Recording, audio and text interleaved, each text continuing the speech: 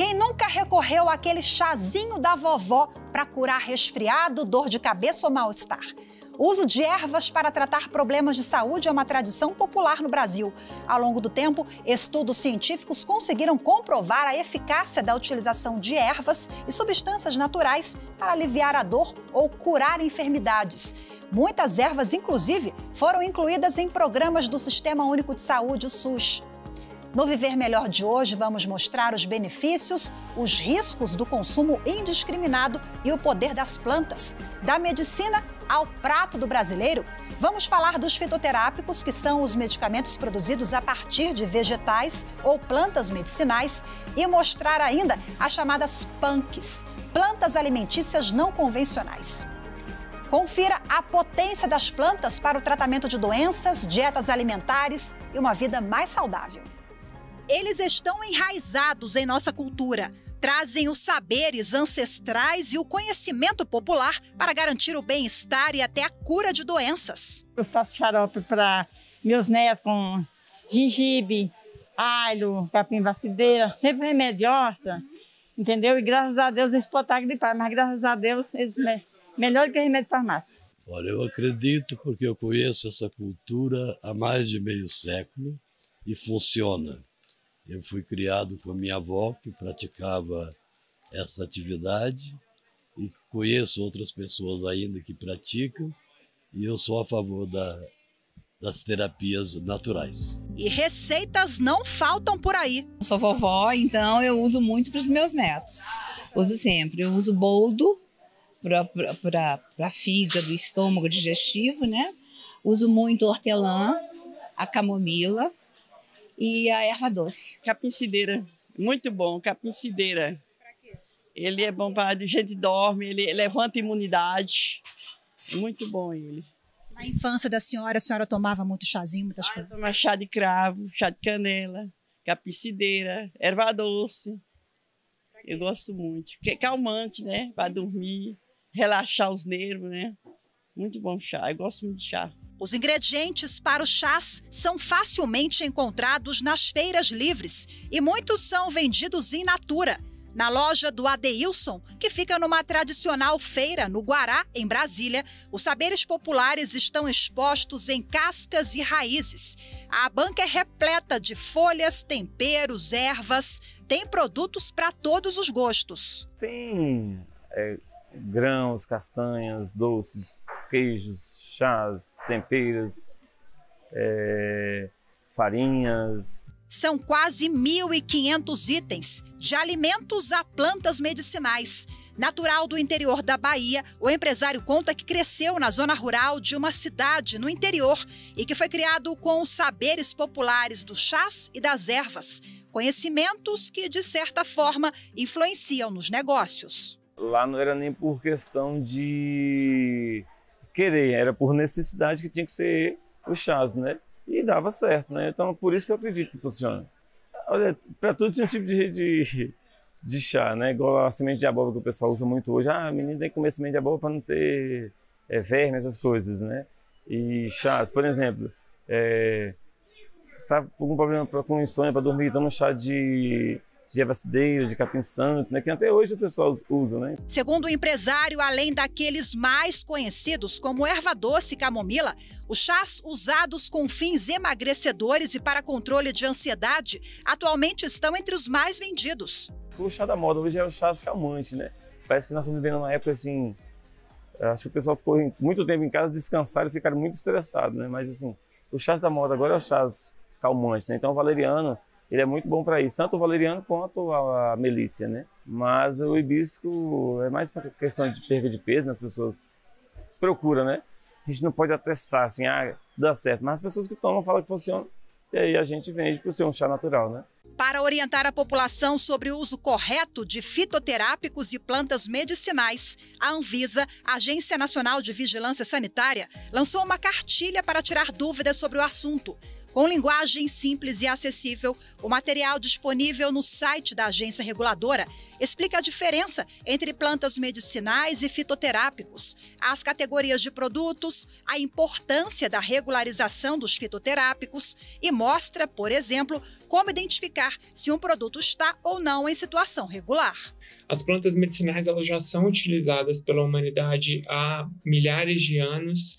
E é importante orientar quanto ao seu uso adequado e ao uso adequado também dos produtos que são produzidos a partir dela. Como qualquer outro medicamento, né, o fitoterápico ele pode ocasionar problema à saúde e se não for utilizado da forma adequada, né? Então, existe uma crença popular falsa de que um produto natural, se não fizer bem, mal também não vai fazer.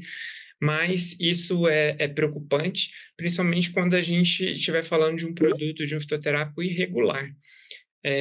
Porque esses produtos eles podem estar contaminados com micro-organismos ou outras substâncias tóxicas. Então, é importante reconhecer um fitoterápico regularizado, né? Bom, e agora para repercutir o poder das plantas medicinais, tirar dúvidas e falar sobre os cuidados com o consumo, eu converso ao longo do programa Viver Melhor com Danilo Carneiro, médico especialista em medicina preventiva, mestre e doutor em ciências da saúde pela Faculdade de Medicina da UFG, Universidade Federal de Goiás. Também está conosco aqui Maria das Graças Lins, farmacêutica e doutora em Ciências e Química, professora aposentada da Faculdade de Farmácia da UFMG, Universidade Federal de Minas Gerais. Sejam bem-vindos, muito obrigada pela participação de vocês em primeiro lugar. Vou começar com o Dr. Danilo. Bom, explica pra gente o que são plantas medicinais e a diferença, né, entre essas plantas e os fitoterápicos. Olá, Rafaela, grato pelo convite, prazer estar aqui com vocês. E olha só, a gente tem assim essa diferenciação, porque as plantas medicinais, a gente pode exemplificar assim as plantas que são cultivadas, que são nativas, que você tem numa horta, que você tem na natureza, ou que você compra numa ervanaria para fazer um chá, as partes das plantas desidratadas ou mesmo frescas. E a gente considera isso plantas medicinais, né, que são utilizadas popularmente, que fazem parte da cultura das nossas populações, do mundo inteiro, na verdade, né? E o fitoterápico já é um medicamento, né, onde ele parte para ser manipulado ou industrializado dentro de técnicas farmacêuticas e industriais que envolvem toda uma questão técnica científica que gera um produto geralmente assim mais concentrado, com doses mais específicas e com fins específicos, né, de tratamentos, né, mais objetivos, assim, que devem ser prescritos, né, por um profissional prescritor. Então, já entra no ramo assim, de prescrição de um medicamento por um profissional para determinados objetivos. E as plantas fazem parte da nossa cultura, do nosso saber tradicional. As plantas medicinais são usadas de forma caseira, né? Então, todos esses usos envolvem um certo risco e necessitam de um conhecimento. Mas o fitoterápico, como um medicamento mais concentrado, ele tem que ter esse cuidado ainda redobrado. Doutora Maria das Graças, seja muito bem-vinda mais uma vez, muito obrigada pela participação de novo. Bom, com base naquela reportagem que a gente exibiu agora na abertura e na fala também do doutor Danilo, eu queria que a senhora apontasse, né, quais são os riscos e os benefícios também desses saberes. Todo mundo tem uma receitinha em casa, aquele chazinho da vovó para curar gripe, para curar aquilo outro, mas é preciso ter muito cuidado na utilização, né? Isso mesmo. Então, eu agradeço também ao convite. Fico muito feliz de estar aqui dividindo essa bancada com um médico, né, que gosta, que interessa pelas plantas, porque isso é uma riqueza brasileira imensa, que a gente pouco aproveita a nossa biodiversidade, né, que é riquíssima também, né?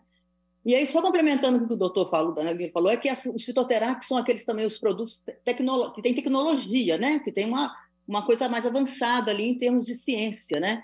Os fitoterápicos são produtos que foram testados no laboratório e comprovou a ação deles. Foram coisas comprovadas, diferente do popular, né?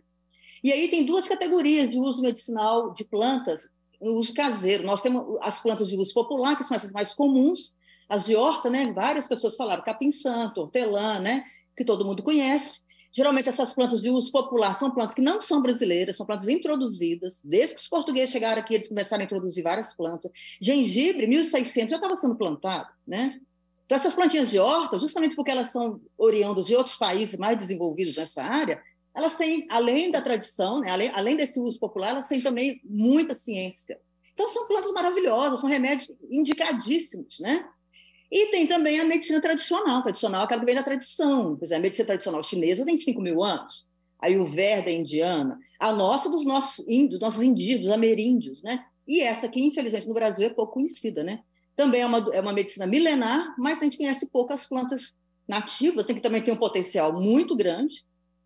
E é o trabalho que eu faço, né? Na UFMG, fazia enquanto eu estava lá na ativa e continuo fazendo agora, que eu estou aposentada, estou com mais tempo para fazer essas coisas, né? Então é importante saber isso. As duas abordagens são muito importantes. E a Anvisa, ela, né, segundo o rapaz que falou aí, eles fazem o registro dos fitoterápicos estudados, mas também tem a categoria de produto fitoterápico tradicional. O que quer dizer isso? Que a própria OMS valida, né, que para aquela planta que tem milênios de uso, centenas de usos, ela também pode ser considerada como eficaz. Tá? A senhora falou do seu trabalho, né? A senhora, durante muitos anos, atuou no CEPLANT, que é justamente o Centro de Estudo de Plantas da UFMG, a Universidade Federal de Minas Gerais. Como é que é o trabalho de vocês lá? Vocês fazem a comprovação científica, digamos assim, que aquela planta ela pode ser usada para cura de tal enfermidade?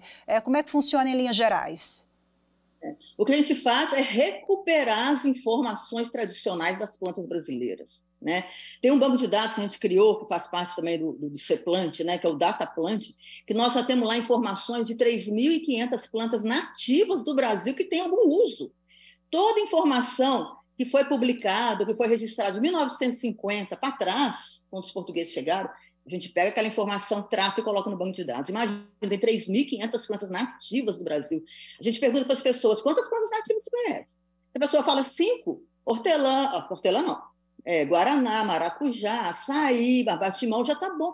Então, a gente não conhece a nossa biodiversidade. Então, no CEPLANT, né, que é o centro de estudos que eu criei, né, agora tem outras pessoas cuidando lá, colaboro com eles, a gente está recuperando essas informações e trazendo de volta, né? Trazendo de volta pelo banco de dados, por meio de publicações em livros, revistinha, tem essa revistinha aqui, por exemplo, do Velozinho. Velozinho foi o primeiro botânico brasileiro do século XVIII. Ele era primo do Tiradentes, da Inconfidência. E ele é nativo aqui de Tiradentes, né? A cidade que eu moro atualmente. Então tem revistinha em quadrinho que a gente faz contando a história das plantas. Então o nosso trabalho é esse, né? E eu estou dedicando o resto da minha vida para isso, né? Que é pegar essas informações. Já pegamos informações de mais de 100 bibliografias, né? Muita coisa da Europa que a gente trouxe, né? E trazer de volta para a população brasileira conhecer, né? Porque a biodiversidade vai sendo destruída, vai sendo substituída, né? E perde-se todo o conhecimento tradicional também importante de plantas nossas, né? Que poderia gerar medicamentos maravilhosos para curar um monte de coisas do mundo inteiro, né? Que bacana, muito legal o trabalho de vocês. Daqui a pouquinho a senhora conta pra gente como ter acesso a esse material, viu? Doutor Danilo, olha só, conta pra gente, essas plantas medicinais ou os fitoterápicos, é claro que cada caso é um caso, mas em geral eles são usados como complemento da medicina tradicional, dos remédios que a gente já conhece, está acostumado, ou eles podem substituir, dependendo da situação? Bom, normalmente, né, eu sempre digo isso, o que é mais comum é a gente trabalhar com eles de forma integrativa, complementar, porque a maioria das pessoas já utiliza os medicamentos alopáticos, eles vão nas farmácias, né? É até uma grande preocupação também dos órgãos de saúde, que é a questão da automedicação. Então, no Brasil é muito fácil a questão de automedicação, as pessoas vão, compram remédios alopáticos e tomam, né, à vontade. E, lógico, todo o nosso sistema de saúde, assim como as nossas faculdades na área da saúde, elas são voltadas principalmente para essa área da medicina convencional, ocidental, alopática, moderna. Então, a grande maioria das pessoas já utilizam medicamentos alopáticos. E, de forma geral, o que a gente costuma trabalhar é fazer um trabalho integrativo e complementar. Eu, por exemplo, assim, na minha prática clínica, eu não retiro medicamentos prescritos pelos especialistas. Então, o paciente chega tomando um medicamento prescrito por um cardiologista, por um endócrino, por um psiquiatra, etc., né? Qualquer especialidade. Eu não vou tirar o medicamento dele, porque foi prescrito por um motivo especial, para controle de doenças importantes. Então, nós trabalhamos de forma integrativa e complementar. Agora, muitas vezes a pessoa, quando está apenas com automedicação e tomando medicamentos, às vezes, inadequados, aí sim a gente pode substituir, né, por medicamentos naturais e conduzir por meio de orientações de alimentação, hábitos de vida, o controle do estresse, além dos medicamentos, né, naturais, das plantas medicinais e fitoterapia, é possível conduzir, sim, um tratamento com base nesses medicamentos naturais. Mas a verdade é que, na maioria das vezes, nosso trabalho ele é integrativo e complementar juntamente com a visão ocidental moderna. Daqui a pouco a gente volta a conversar, eu vou pedir licença aos senhores, a gente faz um intervalo rapidinho e já volta, viu? A seguir, uma pesquisa da Universidade Federal do Amapá comprova a eficácia do uso de plantas na Amazônia para infecções e cólicas menstruais. Os detalhes do estudo, daqui a pouquinho voltamos já.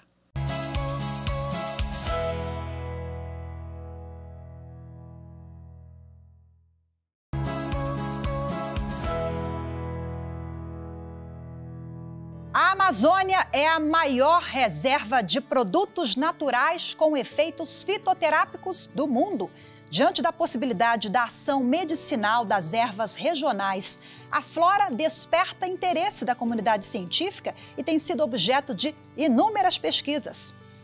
Recentemente, um estudo da Universidade Federal do Amapá comprovou a funcionalidade de chás e cascas maceradas para tratar infecções ginecológicas. O método já é usado por mulheres da região norte e teve a sua eficácia comprovada pelos pesquisadores. Assunto para o quadro Avanços. Confira. O estudo de alunos do curso de Ciências Ambientais da Universidade Federal do Amapá comprovou que as infecções ginecológicas e cólicas menstruais podem ser curadas com o uso de duas espécies que já são bastante utilizadas pelas mulheres da região norte, principalmente nos municípios do interior do Amapá. Casca do barbatimão, usada como anti-inflamatório e cicatrizante, e a folha da planta verônica, que, segundo estudos, contribui para a regulação do ciclo menstrual. Então é retirado a casca, geralmente as cascas, e elas são colocadas em água para sair uma tintura, e a mulher faz a lavagem da vagina com essas, a gente chama de tintura, né? Com a tintura dessa espécie. A iniciativa da pesquisa foi da jovem Andréia Clementina, de 20 anos. Neta de quilombolas do interior do Amapá, ela foi criada com os saberes da cultura tradicional, repassada de geração a geração. Nós acreditamos que essas pesquisas científicas, pesquisa etnobotânica, preserva o conhecimento dessas comunidades tradicionais. E preservar esse conhecimento é deixar uma parte da história contar uma parte da história. Se as mulheres utilizam essas plantas, milhares de mulheres antigamente utilizaram essas plantas para tratamento de infecção e inflamação. Então, nós vamos preservar esse conhecimento e nós vamos compartilhar ele com mais pesquisadores que vão trabalhar futuramente sobre isso, se eles quiserem. Então, nós vamos publicar essas pesquisas em artigos, né, em alguma revista. E esse é o nosso próximo passo, né? O conhecimento tradicional sobre as plantas medicinais simbolizam, muitas vezes, o único recurso terapêutico das comunidades. Por que as mulheres usam tantas plantas? Essa foi algo que suscitou, né? Foi algo que surgiu. Por que as mulheres usam tantas espécies de plantas? Primeiro, porque elas moram em regiões distantes, né, do centro urbano. E outra é o sistema precário de saúde pública, que elas também, se elas vierem das suas regiões para a capital, elas não têm uma certa estrutura para recebê-las. E além de que é muito demorada a questão de marcar uma consulta, de fazer os exames, e isso faz com que as mulheres fiquem nas suas regiões e usem essas plantas. O sistema de saúde tem que melhorar. Por quê? Porque as mulheres no norte, elas morrem em decorrência de câncer de útero, porque elas não fazem os seus exames no tempo certo. Elas usam plantas lá de uma forma preventiva, mas elas precisam ter um pouco mais de atenção voltada para a saúde da mulher. Bom, e agora, para repercutir com os meus convidados de hoje, eu volto aqui ao bate-papo com o médico especialista em medicina preventiva, Danilo Carneiro, e a farmacêutica doutora Maria das Graças Lins. Vou começar agora esse bloco com Maria das Graças. Vamos lá, a gente tem ali na Amazônia, né, mais uma pesquisa de tantas, inúmeros estudos na nossa região amazônica, que é riquíssima, é uma farmácia viva, né? Então temos aí Barbatimão e Verônica para combater infecções ginecológicas. As mulheres da região norte já usam há muito tempo, agora com comprovação científica. Qual é a importância na avaliação da senhora dessas pesquisas que cravam que determinada planta, que determinada erva tem ali realmente a eficácia? Isso é importante para o país, né, como um todo? Isso mesmo, isso seria o ideal, né? Nós estudarmos todas as nossas 3.500 plantas, né? Mas infelizmente isso não é possível. Tanto que a OMS reconhece hoje que é a tradicionalidade, né? Tradicionalidade não é qualquer planta, não, é aquela que realmente confirma que é usada do mesmo jeito há centenas de anos. O barbatimão é uma dessas. O barbatimão tem registros históricos de 1780 que o pessoal já usava ela. É uma planta muito comum no Cerrado. E só um destaque aqui, não é só a Amazônia que é rica, não. O Cerrado é muito mais diverso. O Cerrado é a Mata Atlântica, tem muito mais plantas importantes do que a Amazônia, né? A Amazônia, claro, ela está em pé. Por isso que hoje tem até um apelo em relação a ela. As outras foram mais destruídas, né? Então, claro que esses estudos são todos importantes. O barbatimão tem o nome de casca da virgindade, porque justamente, né, ele tem taninos é bactericida, ele fecha os tecidos, então vai trazer uma proteção lá para a vagina, né? Verônica, eu não sei que planta que é, porque nome popular é muito variado, né? Uhum. Verônica, no Amapá, talvez seja uma planta que eu nem conheça, né? Tá? Maravilha. Doutor Danilo, olha só, vou pegar o gancho também do que a professora disse na reportagem. No finalzinho, ela chama atenção para os dados de câncer ou doenças que são agravadas em virtude da falta de atendimento, sobretudo a essas mulheres, né, das populações ribeirinhas, onde o acesso é muito difícil, né? Elas acabam se valendo ali daquela medicina popular, já o chazinho, não faz o exame na hora certa, o que também é um perigo, né? A fitoterapia é reconhecida como uma prática médica, é reconhecida como especialidade em farmácia, como especialidade em nutrição.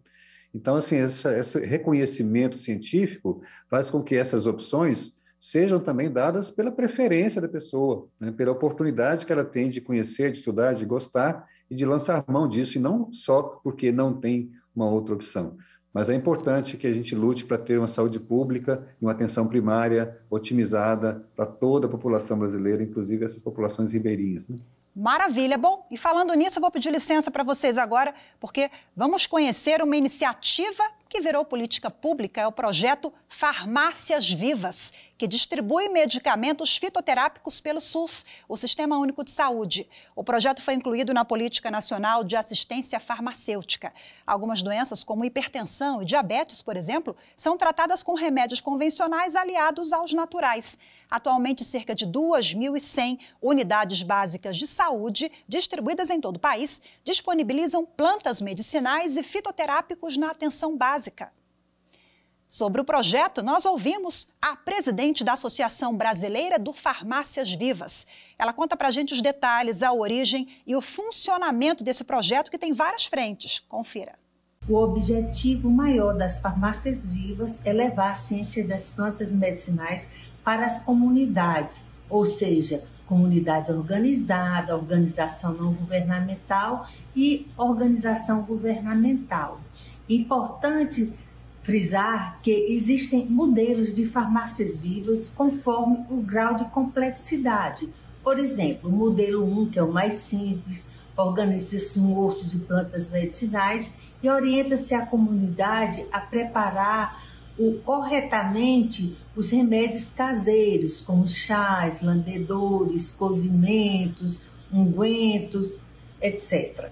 Também nós temos o modelo 2, onde se organiza o horto de plantas medicinais e se faz o beneficiamento primário dessas plantas, dessecando-as e tornando-as drogas vegetais, ou seja, o conhecido sachês. Daí orienta-se a preparação de remédios também caseiros, como os chás, os cozimentos, de uma forma correta e cientificamente balizada. Importante também é que o modelo 3, que é o mais complexo, ele atende o SUS. Por exemplo, Normalmente adota esse modelo as organizações governamentais como os municípios que instalam uma oficina farmacêutica para preparação de fitoterápicos. Esses fitoterápicos eles são preparados segundo técnicas farmacêuticas, como os xaropes, as tinturas, pomadas, elixir, etc., para atender justamente o usuário do SUS, porque eles vão para as unidades básicas de saúde e são prescritos por profissionais médicos, entre outros.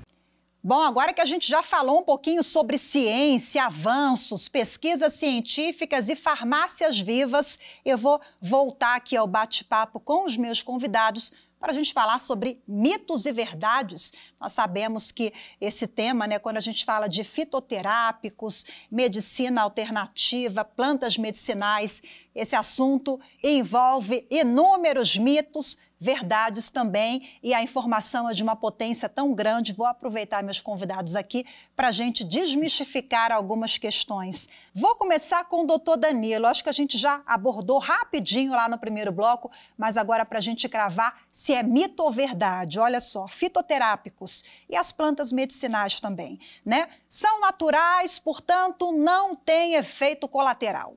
Mito ou verdade?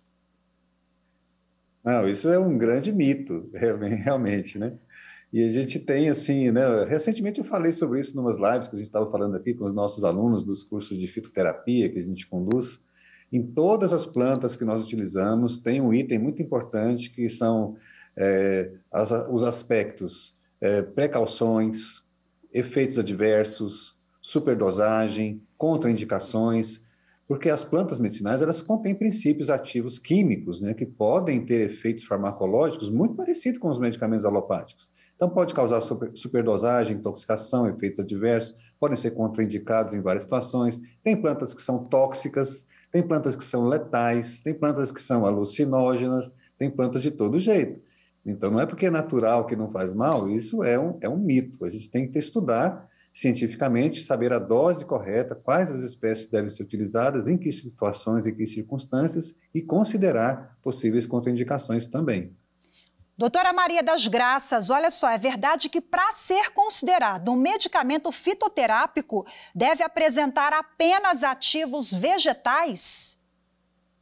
Sim, no conceito da Anvisa, da Organização Mundial da Saúde, sim. Então, por exemplo, tem produtos para emagrecer, fórmulas manipuladas ou vendidas nessas lojas de produtos naturais, que eles põem assim, né? Produto natural, contém só plantas, mas ali dentro tem anorexia, né, que é substância sintética, né? Que causa até dependência química, né?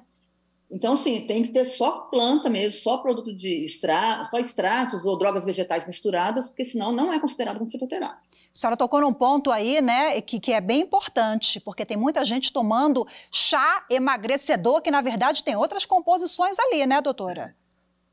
Não tem chá para emagrecer, né, gente? Não tem milagre, né? Isso é outro mito. O brasileiro adora milagre, as coisas mais fáceis, né? Tudo assim cai do céu. Tem aquela vida desregrada, come de tudo, engorda, né? Não faz exercício, depois quer que um chá resolva a situação. Não é assim, né?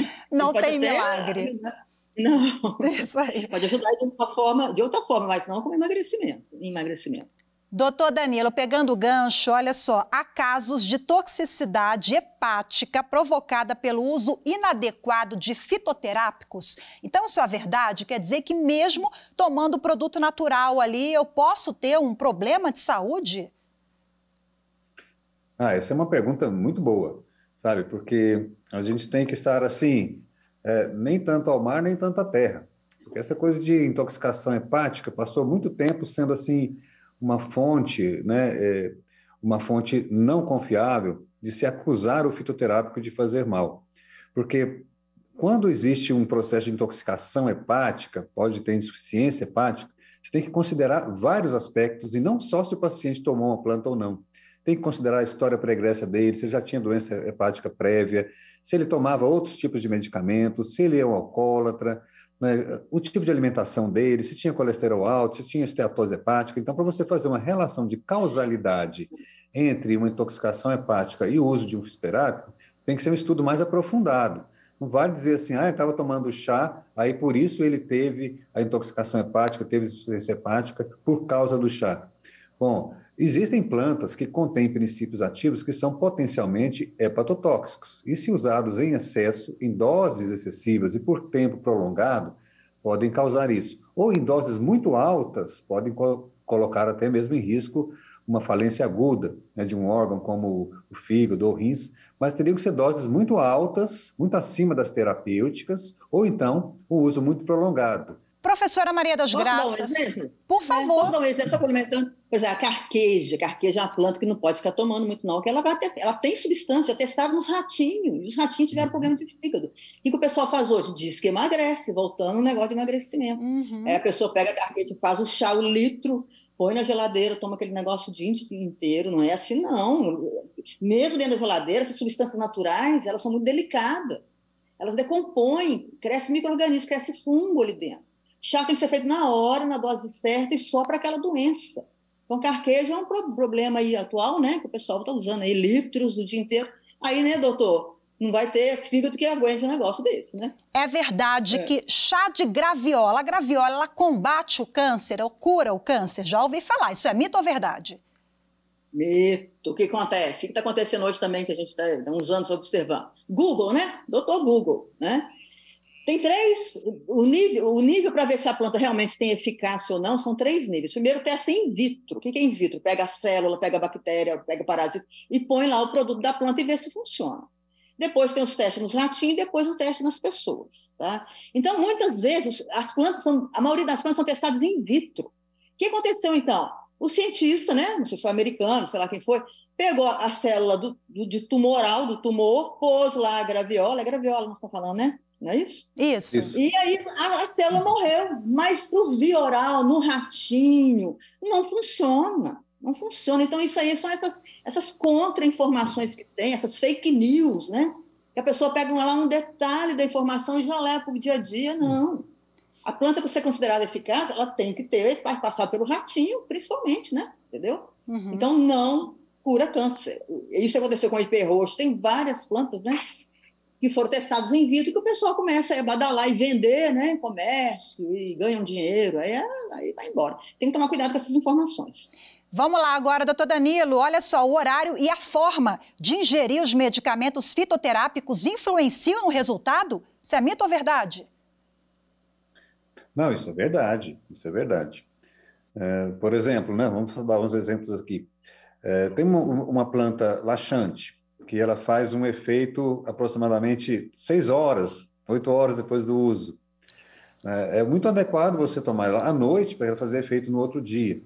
Vou dar um exemplo assim como a cáscara sagrada, o sene, né? Que são laxantes de uso ocasional, para você usar assim por pouco tempo, né? Por alguns dias, né? Para dar uma deslanchada no intestino. Também não é para ficar usando por tempo prolongado, porque ela pode causar, além de dependência e de tolerância, pode causar também irritação no colo, pode causar até algumas lesões potencialmente pré-cancerígenas. Então, para usar por pouco tempo. É bom que use à noite. Já se você usa um laxante que é chamado assim, formadores de massa, como, por exemplo, as fibras solúveis, chia, linhaça, plantago, psílio, eles costumam fazer efeitos assim 12 horas depois. Então, é bom você tomar, né? Você pode tomar ele até 24 horas depois, eles podem fazer efeito, dependendo da pessoa. Pode começar a tomar ele pela manhã e observar o funcionamento dele, né? E pode tomá-lo em jejum, né? Juntamente com bastante água ao longo do dia, para que ele vá fazendo esse efeito dele de melhorar o funcionamento do peristaltismo, do movimento intestinal suave, que pode fazer o intestino funcionar ou à noite ou no outro dia, porém sem cólicas. Para a gente finalizar, quais são as dicas, as orientações para quem nos acompanha, para conseguir fazer o bom uso, né, dessas plantas medicinais e dos fitoterápicos? A primeira coisa é escolher a planta certa e a parte da planta certa. Né, porque né, não tem princípio ativo na planta toda, não. A camomila é a florzinha, a canela é a casca, o boldo é a folha, né? Isso é importantíssimo. Onde é que acha essas informações? Cuidado com o Google, tem sites importantes aí. Inclusive o do Ceplante, né? Que é do centro especializado lá tem muita coisa legal, depois vocês entram lá. E o modo de preparo eu considero o mais importante de tudo, porque imagina uma planta que foi estudada cientificamente, a grana que se gastou nessa pesquisa, não é? Nossa, a quantidade de gente que foi envolvida ali. Aí, de repente, descobre que aquela planta, o hortelã é uma beleza, o hortelã é ótimo para problemas pulmonares. Alguém falou aí no começo, né? Aí a pessoa vai lá, põe na panela e cozinha. Perde tudo no remédio caseiro. Então, assim, tanto aquelas plantas que gastaram a grana para poder fazer a pesquisa, quanto da tradicionalidade. Imagina os povos, né?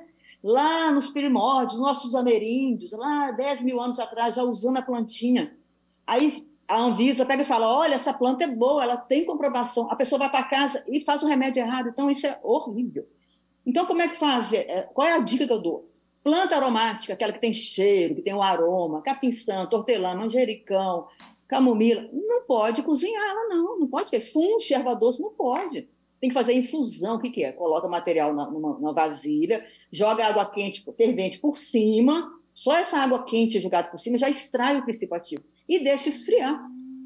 Outras plantas tem que cozinhar, por exemplo, espinheira santa, o chá de romã para fazer, da casca de romã para fazer o gargarejo, que não deve beber, é só o gargarejo. E isso tem que cozinhar, porque o princípio ativo está muito grudado ali, naquela casca. E, aproveitando o gancho do doutor aí também, essas plantas laxantes, o sene, por exemplo, tem que fazer com água fria, é a maceração a frio. Trançagem, tem plantas que o princípio ativo tem quantidade tão grande, eles são tão solúveis em água, que só de colocar na água fria já consegue extrair. Então tem que prestar atenção nesses preparos, senão você vai detonar o seu remédio maravilhoso, né? Doutor Danilo, por gentileza, suas considerações finais, suas orientações para quem nos acompanha, para a gente fazer um uso com qualidade, garantir bem-estar, a saúde, sem dor de cabeça. Isso mesmo. Muito obrigado pelo convite, prazer estar aqui com a doutora Maria das Graças e com você, Rafaela. E confirmo também com o que a doutora falou agora, é fundamental estudar, ler, pesquisar, né? Antes de poder utilizar assim de forma inadequada, né? Para poder fazer o uso correto.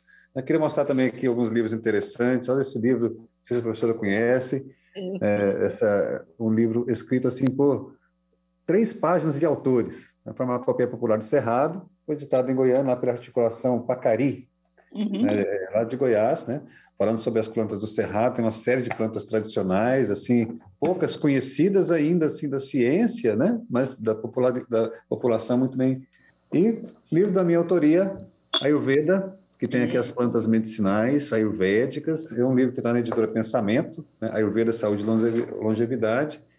E esse aqui eu participo como coautor, Essência da Saúde, e também uma recomendação para quem quiser participar mais, assim, de conhecer esses movimentos da fitoterapia, pode participar de forma gratuita da nossa comunidade Portal Veda, que está lá no Telegram.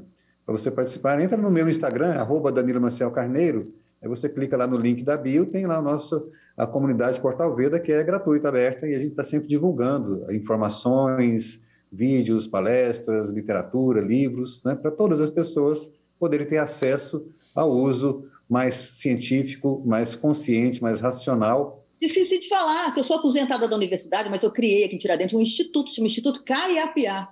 Caiá com Y-Piá, tá? Onde a gente está dando continuidade a esses trabalhos todos. Está no Instagram também, na hora que o doutor falou Instagram, eu lembrei. Caiá-Piá, Tiradentes, então lá tem muita coisa legal também, tá? Quero ver, vou lá. Maravilha, vamos sim, vamos acessar, vamos prestigiar e muito obrigada, viu? Pelas dicas, pelas orientações, pela troca aqui, pelas informações todas, pela participação de vocês. A gente vai para o intervalo rapidinho, daqui a pouco o Viver Melhor fala sobre as punks, plantas alimentícias não convencionais. Do cultivo aos benefícios, você vai conhecer o valor nutricional e o sabor dessas plantas. A minha convidada é a nutricionista Verusca Davi Barrios, pesquisadora do Núcleo Ciência, Cultura e Comida da Faculdade de Saúde Pública da USP. É já já.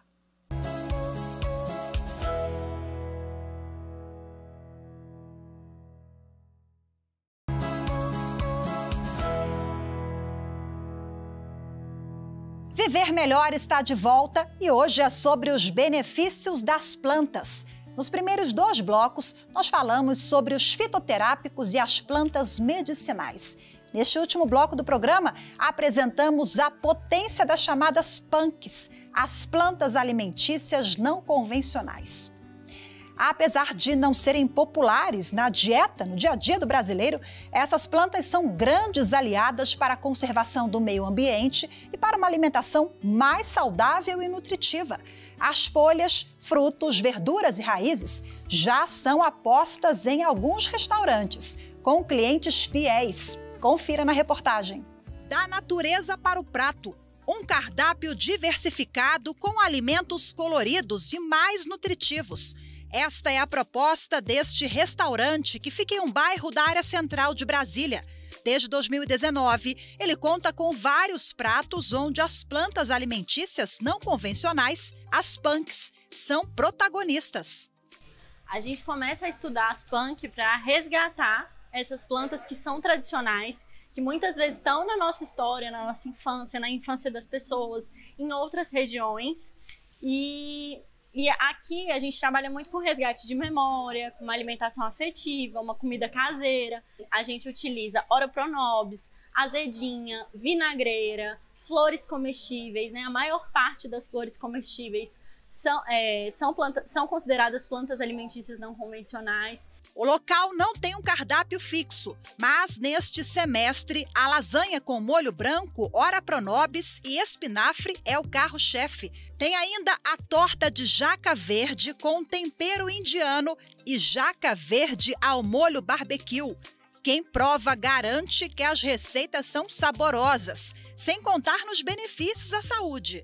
Elas trazem muitos benefícios para diferentes processos internos no organismo da gente. Faz uma diferença muito grande na vitalidade da gente, né? A possibilidade de poder comer produtos mais naturais, mais saborosos. Eles duram mais, inclusive, na geladeira do que os que a gente compra geralmente em mercado normal. Além do que a gente evita consumir um monte de químico que geralmente estão nas outras verduras que não são plantadas de forma orgânica, né? Eu consumo desde criança, porque minha mãe fazia coisas medicinais pra gente com essas plantas. Eu gosto muito do peixinho, porque dá pra fazer... Eu sou vegetariana, então consumir isso pra mim é bem importante, até pra questão nutricional, né? Mas o peixinho e a bedoega também, que eu não sei se é a bedoega em português, mas...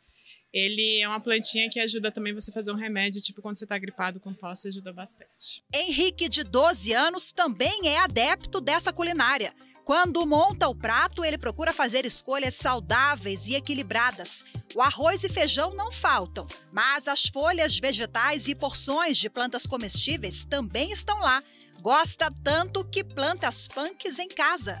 Eu crio punks. O meu principal interesse são as flores comestíveis. E eu adoro essas punks. Perguntado sobre o sabor e as características das plantas, a resposta vem na ponta da língua. Cada uma tem uma peculiaridade, né? Por exemplo, a capuchinha, a flor dela tem um gosto mais apimentado. O interessante dela é que consegue comer a folha e o caule. Cada uma tem uma peculiaridade especial. Os ingredientes que não são fáceis de serem encontrados em supermercados ou feiras são plantados pela empresária ou produzidos por produtores locais que cultivam punks e orgânicos. Em geral, as punks são plantas mais resistentes que demandam menos cuidados. Estima-se que o Brasil tenha cerca de 10 mil espécies de punks, dado que é difícil de ser comprovado pela baixa produção de pesquisas sobre o tema. Entre as plantas alimentícias não convencionais mais conhecidas estão as folhas de abóbora, ora pronobis, taioba, inhame, pitanga e graviola. Muitos não conhecem ainda, não ouviram falar, então vem perguntas sobre como é que é o sabor, né? Tem uma grande parte das plantas alimentícias não convencionais que tem uma mucilagem, que tem uma questão da viscosidade, que traz uma curiosidade, mas por que tem isso, né? Como amenizar isso, como que prepara. E é isso, o que a gente precisa hoje é aumentar a informação para as pessoas saberem como preparar isso em casa e aumentar o consumo, aumentar a comercialização desses produtos. Bom, e agora para a gente falar mais sobre as punks, eu converso com a nutricionista Verusca Davi Barrios. Ela é uma das organizadoras do livro Punk, Hortaliças Tradicionais e Técnicas Culinárias na Nutrição Hospitalar. E é também a pesquisadora do Núcleo Ciência, Cultura e Comida da Faculdade de Saúde Pública da USP, Universidade de São Paulo. Seja muito bem-vinda, doutora. Muito obrigada pela sua participação. Muito obrigada, Rafaela. É um prazer enorme estar aqui com vocês. Prazer é nosso, doutora. Bom, olha só, o nome já é autoexplicativo, né? As punks. Mas, tecnicamente, quais são as características, o que uma planta precisa ter para ser enquadrada nessa categoria? É isso mesmo, o nome ele já é autoexplicativo e o que determina um alimento ser punk é justamente ele não ser um alimento convencional, um alimento comercializado convencionalmente nos mercados. Então, eu gosto muito do termo também hortaliças tradicionais, justamente porque ele vem com esse apelo aí de ancestralidade, né, de uma afetividade nesse alimento. Eles, eventualmente, são muito mais encontrados em feiras orgânicas, em pequenos produtores, às vezes hortas urbanas, comunitárias. Então, a gente vê muito isso. Nos nossos quintais, né? No quintal da nossa avó, no quintal aí de um parente que, às vezes, vive numa área rural. Então, a gente consegue encontrar com muita facilidade essas plantas. E no mercado convencional, ou seja, no supermercado, nos grandes centros aí que comercializam, elas não estarão presentes justamente porque ela não tem essa produtividade em massa que um alimento convencional como uma hortaliça, uma alface, uma rúcula tem normalmente. Doutora, eu citei agora há pouco na reportagem, né, a pitanga e graviola. E aí, muitas pessoas se perguntam, né, ou devem estar se perguntando, acho que ela se enganou. Graviola é punk. Então, tem algumas frutas que a gente acha que é fruta, mas está dentro da categoria de punks, né? Não só essas, como outras. Eu queria que a senhora citasse. E por que elas são enquadradas nas punks e não na fruta? Muito, muito interessante. Você também falou da Ora pronobis, que é um outro exemplo de alimento que muitas vezes em algumas regiões elas são consideradas punk, né? Elas não são convencionais, portanto elas são aí diferentes. Em outras regiões elas já fazem parte da alimentação regional. Então a Ora pronobis, por exemplo, em Minas Gerais, faz parte do hábito local do consumo, inclusive até de algumas preparações típicas regionais de Minas Gerais. Então, a pitanga, assim como você citou, em algumas regiões elas não são presentes, as pessoas não têm o hábito nem de cultivar, nem de ter ali próximo da sua região, portanto, ela acaba sendo considerada uma planta alimentícia não convencional naquela região, regional. E a gente tem vários exemplos. Então, no norte do país também a gente tem o jambu, que é uma punk aqui no sudeste, muito visitada enquanto punk, e no norte ela faz parte aí da culinária local, de alimentos e preparações. Então tem essa peculiaridade também. Mas elas são de fato ricas em vitaminas, minerais. Com relação ao valor nutricional, lógico que cada tipo de alimento vai dar ali, né, vai ser fonte principal de um determinado nutriente que vai fazer aí o bem para a pessoa. Mas o que eu gosto sempre de frisar é que o fato de a gente olhar para esses alimentos e para essas oportunidades de colocar na nossa alimentação, eu vou com certeza estar substituindo o consumo de alimentos ruins, maléficos, né? Então alimentos ultraprocessados, eu vou estar substituindo por esses alimentos, que são as punk, né, que a gente está falando aqui, e vou estar diminuindo essa monotonia alimentar. Então, eu acho que a grande sacada da punk, do uso de punk, da inserção de punk num cardápio, como a gente viu na imagem e do nosso livro, né, na nutrição hospitalar, é a gente reduzir essa monotonia alimentar, ou seja, aumentar a biodisponibilidade de outros alimentos, né? Então, experimentar alimentos diferentes, onde eu vou ter um potencial nutricional muito melhor. Eu vou ter mais fibras, eu vou ter mais cálcio, vitamina D, então micronutrientes e macronutrientes, né? De uma forma muito mais biodiversa. Eu quero que a senhora mostre agora o livro, né? É um e-book, gente, mas ela tem a versão impressa. Conta pra gente de onde surgiu a ideia e todos podem ter acesso, viu? É um e-book gratuito, foi lançado recentemente. E aí, a senhora traz o quê? Receitas, compartilha dicas, conta pra gente. É isso mesmo, esse aqui é o nosso xodó, ele tá disponível, acessível a todos de forma gratuita. E esse livro, ele surgiu de um projeto de pesquisa, né, de uma vontade mesmo, de um grupo de pessoas de introduzir na alimentação hospitalar, que é onde a gente imagina que aquela pessoa que está ali precisa de muito mais saúde no prato, né, porque ela está debilitada, e a gente teve aí a ideia de desenvolver algumas receitas e algumas inserções de algumas punk dentro desse cardápio hospitalar. E participou desse projeto uma série de pessoas, estudantes de graduação de nutrição, o pessoal do Instituto Central do Hospital das Clínicas aqui de São Paulo também participou com esse olhar bem técnico em relação a de fato colocar na prática hospitalar, assim como agroecólogos, né, pessoas aí envolvidas com o plantio. Então foi um trabalho de muitas mãos e que resultou nessa discussão primeiro, né, inicial de como colocar isso em prática dentro de um serviço de nutrição hospitalar. Então a gente tem capítulos falando disso. E a melhor parte, a parte mais gostosa, que são as receitas, o detalhamento de algumas punk, das que a gente utilizou ali, então, como ela pode ser cultivada, o que ela tem ali de benefício nutricional e principalmente de técnicas culinárias.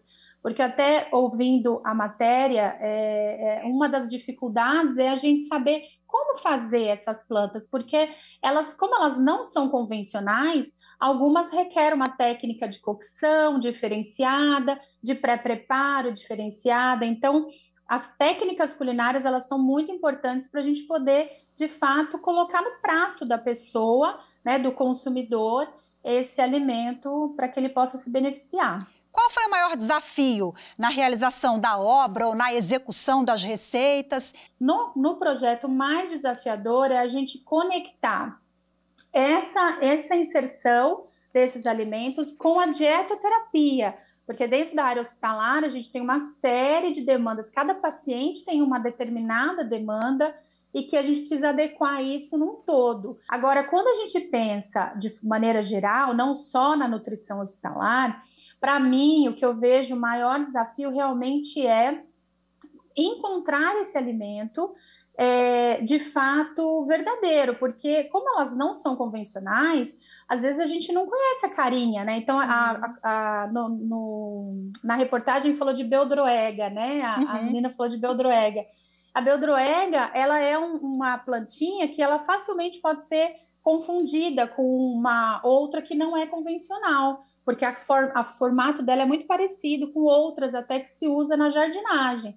Então, acho que o maior desafio é o conhecimento de fato, para que a gente possa comprar e adquirir aquele alimento que a gente quer, aquela punk determinada. Então, quais os cuidados que o consumidor deve ter? Esse aí é fundamental, né?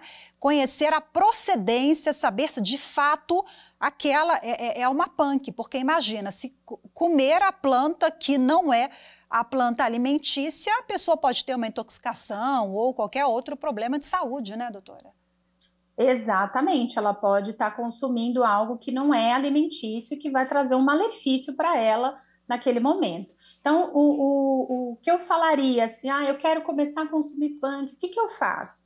Primeiro, a gente tem disponível na própria internet cursos que ajudam a explicar e a apresentar esse alimento para a população. Então, buscar esses workshops, esses seminários ou esses cursos que mostram de fato como é esse alimento e, principalmente, se conectar com o produtor, o pequeno produtor. Então, feiras agroecológicas, né, feirinhas de bairro, tá ali do lado, próximo daquele agricultor que vai poder ali também te ensinar e te inserir nesse mercado, nesse mundo de forma gradativa, né? Então, acho que esse é uma grande orientação que eu faria para o público em geral que quer começar a consumir. E pode começar na sua própria casa, fazendo um vasinho, né, de uma plantinha que já seja ali conhecida e começa a consumir, e aos poucos ela vai introduzindo isso na família, no seu cardápio e tudo mais. E parece que o cultivo é bem fácil, né? Elas são fáceis de serem cultivadas ali, não requer, não tem um trabalhão danado para que dê certo, para que a planta seja a rega. Acho que todo esse envolvimento no cuidado é mais fácil do que uma planta tradicional, né? Sim, sim. Quando a gente pensa num canteiro de punk, num canteiro de planta convencional, a gente vê que é muito mais fácil o cultivo da punk. Muitas vezes ela é perene, ela se adapta a uma baixa irrigação, então a gente consegue usar menos água. Por isso que esse processo agroecológico é tão sustentável. Mas olha só, posso pegar direto do pé ali e consumir? Não, tem que lavar primeiro, né? Como é que é o consumo? Sim. Com certeza, existe um pré-preparo, é muito importante, e existem algumas punk que a gente não pode consumir crua, ela precisa obrigatoriamente passar por um processo de cocção. Então, por isso que o entendimento desses alimentos é muito importante para a gente poder, de fato, receber o benefício que eles têm. Então, no caso do cambuci, é um fruto, ele é colhido, ele é extraído da natureza, né? Ele pode ser consumido cru ali, como uma fruta mesmo, mas a gente tem, por exemplo, a taioba, que é uma outra punk super conhecida, assim, de modo mais gastronômico, que a gente não pode consumir crua. É uma folha onde a gente precisa passar por um processo de cocção para retirar algumas toxinas aí que fazem mal aí para o nosso organismo. Então, é muito importante ter esse preparo, esse cuidado. Bom, e uma ferramenta para ajudar a gente a conhecer melhor essas punks é o teu livro. Eu quero agradecer demais a sua participação, mostrar mais uma vez a obra. Como ter acesso? Conta pra gente. Bom, ele está disponível para download no site do grupo.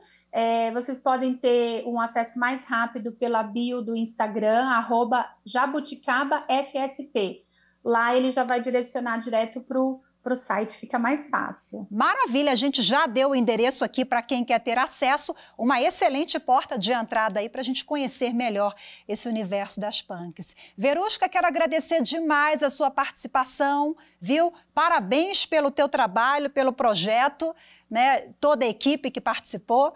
Agradeço sua participação, suas orientações, suas dicas aqui conosco. Muito obrigada, viu? Eu que agradeço, um prazer enorme, e estamos lá com o grupo à disposição de vocês. Muito obrigada, até a próxima. Tchau, tchau, Verusca. Muito obrigada a você também que nos acompanhou em mais uma edição. Viver Melhor volta na próxima semana. Tchau, tchau.